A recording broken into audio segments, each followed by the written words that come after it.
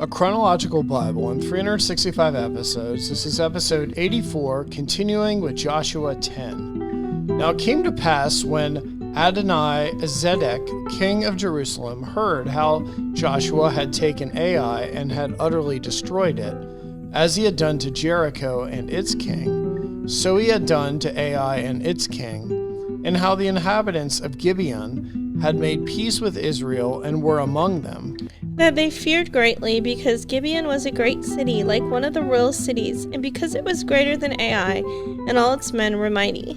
Therefore Adoni-Zedek, king of Jerusalem, sent to Hoham, king of Hebron, Piram, king of Jarmuth, Japhia, king of Lachish, and Debir, king of Eglon, saying, Come up to me and help me, that we may attack Gibeon, for it has made peace with Joshua and with the children of Israel. Therefore the 5 kings of the Amorites, the king of Jerusalem, the king of Hebron, the king of Jarmuth, the king of Lachish, and the king of Eglon, gathered together and went up, they and all their armies, and camped before Gibeon and made war against it. And the men at Gibeon sent to Joshua at the camp of Gilgal, saying, Do not forsake your servants. Come up to us quickly. Save us and help us, for all the kings of the Amorites, who dwell in the mountains, have gathered together against us. So Joshua ascended from Gilgal, he and all the people of war with him, and all the mighty men of valor. And the Lord said to Joshua, Do not fear them, for I have delivered them into your hand. Not a man of them shall stand before you. Joshua therefore came upon them suddenly, having marched all night from Gilgal. So the Lord routed them before Israel, killed them with a great slaughter at Gibeon, chased them along the road that goes to Beth Horon, and struck them down as far as Azekah and Makkedah. And it happened, as they fled before Israel and were on the descent of Beth Horon, that the Lord cast down large hailstones from heaven on them as far as Azekah, and they died. There were more who died from the hailstones than the children of Israel killed with the sword. Then Joshua spoke to the Lord in the day when the Lord delivered up the Amorites before the children of Israel. And he said in the sight of Israel, Sun, stand still over Gibeon, and moon in the valley of Aijalon. So the sun stood still, and the moon stopped, till the people had revenge upon their enemies. Is this not written in the book of Jasher? So the sun stood still in the midst of heaven, and did not hasten to go down for about a whole day. And there has been no day like that, before it or after it, that the Lord heeded the voice of a man, for the Lord fought for Israel. Then Joshua returned, and all Israel with him, to the camp at Gilgal. But these 5 kings had fled and hidden themselves in a cave at Makkedah. And it was told Joshua, saying, The 5 kings have been found hidden in the cave at Makkedah. So Joshua said, Roll large stones against the mouth of the cave, and set men by it to guard them. And do not stay there yourselves, but pursue your enemies, and attack their rear guard. Do not allow them to enter their cities, for the Lord your God has delivered them into your hand. Then it happened, while Joshua and the children of Israel made an end of slaying them with a very great slaughter, till they'd finished, that those who escaped entered fortified cities. And all the people returned to the camp to Joshua at Makkedah in peace. No one moved his tongue against any of the children of Israel. Then Joshua said, Open the mouth of the cave, and bring out those 5 kings to me from the cave. And they did so, and brought out those 5 kings to him from the cave, the king of Jerusalem, the king of Hebron, the king of Jarmuth, the king of Lachish, and the king of Eglon. So it was, when they brought out those kings to Joshua, that Joshua called them for all the men of Israel, and said to the captains of the men of war who went with him, Come near, put your feet on the necks of these kings. And they drew them near, and put their feet on their necks. Then Joshua said to them, Do not be afraid, nor be dismayed. Be strong and of good courage, for thus the Lord will do to all your enemies against whom you fight. And afterward Joshua struck them and killed them, hanging them on 5 trees, and they were hanging on the trees until evening. So it was at the time of the going down of the sun that Joshua commanded, and they took them down from the trees, cast them into the cave where they had been hidden, and laid large stones against the cave's mouth, which remain until this very day. On that day Joshua took Makkedah and struck it and its king with the edge of the sword. He utterly destroyed them, all the people who were in it. He let none remain. He also did to the king of Makkedah as he had done to the king of Jericho. Then Joshua passed from Makkedah, and all Israel with him, to Libnah, and they fought against Libnah. And the Lord also delivered it and the king and its king into the hand of Israel. He struck it and all the people who were in it with the edge of the sword. He let none remain in it, but did to its king as he had done to the king of Jericho.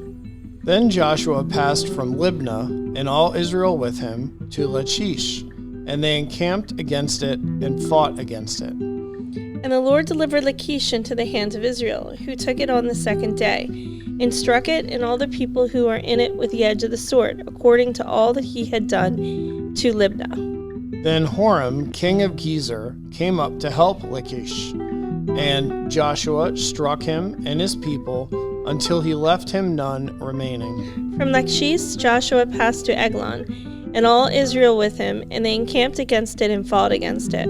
They took it on that day and struck it with the edge of the sword.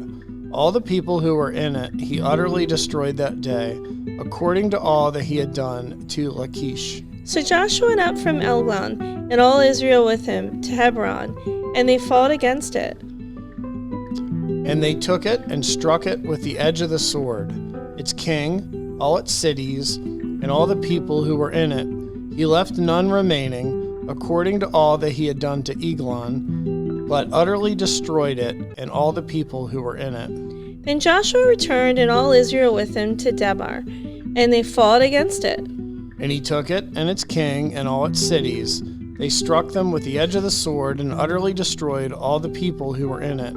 He left none remaining. As he had done to Hebron, so he did to Debir and its kings, as he had done also to Libnah and its king. So Joshua conquered all the land, the mountain country in the south, and the lowland and the wilderness slopes. All their kings, he left none remaining, but utterly destroyed all that breathed, as the Lord God of Israel had commanded. And Joshua conquered them from Kadesh Barnea as far as Gaza, and all the country of Goshen, even as far as Gibeon. All these kings and their land Joshua took at one time, because the Lord God of Israel fought for Israel. Then Joshua returned, and all Israel with him, to the camp at Gilgal.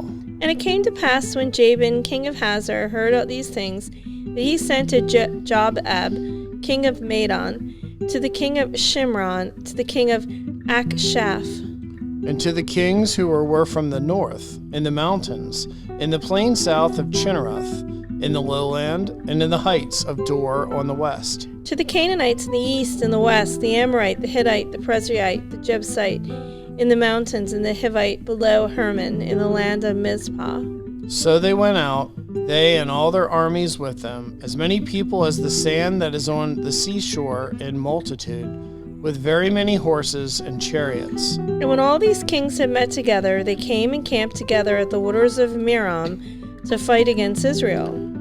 But the Lord said to Joshua, "Do not be afraid because of them, for tomorrow about this time I will deliver all of them slain before Israel. You shall hamstring their horses and burn their chariots with fire." So Joshua and all the people of war with him came against them suddenly by the waters of Merom, and they attacked them. And the Lord delivered them into the hand of Israel, who defeated them and chased them to Greater Sidon, to the brook Misrephoth, and to the valley of Mizpah eastward. They attacked them until they left none of them remaining. So Joshua did to them as the Lord had told him. He hamstrung their horses and burned their chariots with fire. Joshua turned back at that time and took Hazor and struck its king with the sword, for Hazor was formerly the head of all those kingdoms. And they struck all the people who were in it with the edge of the sword, utterly destroying them. There was none left breathing. Then he burned Hazor with fire. So all the cities of those kings and all their kings Joshua took and struck with the edge of the sword. He utterly destroyed them, as Moses the servant of the Lord had commanded. But as for the cities that stood on their mounds, Israel burned none of them except Hazor only, which Joshua burned. And all the spoil of these cities and the livestock the children of Israel took as booty for themselves. But they struck every man with the edge of the sword until they had destroyed them, and they left none breathing. As the Lord had commanded Moses his servant, so Moses commanded Joshua, and so Joshua did. He left nothing undone of all that the Lord had commanded Moses.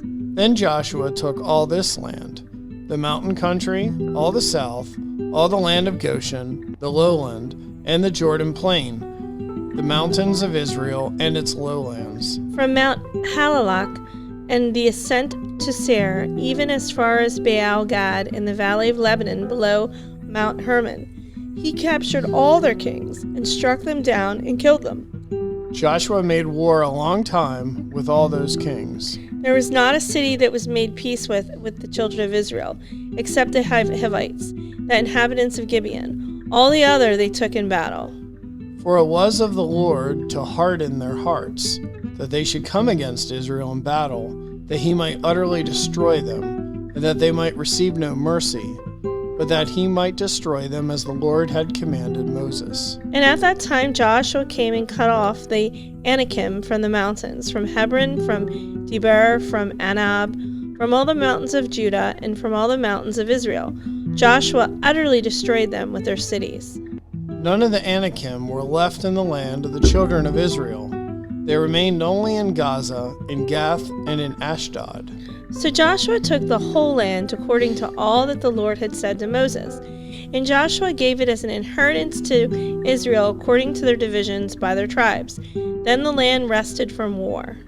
These are the kings of the land whom the children of Israel defeated, and whose land they possessed on the other side of the Jordan toward the rising of the sun, from the river Arnon to Mount Hermon, and all the eastern Jordan plain. One king was Sihon, king of the Amorites, who dwelt in Heshbon and ruled half of Gilead, from Aroer, which is on the bank of the river Arnon, from the middle of the river, even as the river Jabbok, which is the border of the Ammonites. In the eastern Jordan plain, from the sea of Chinneroth as far as the sea of the Arabah, the Salt Sea, the road to Beth Jeshimoth, and southward below the slopes of Pisgah.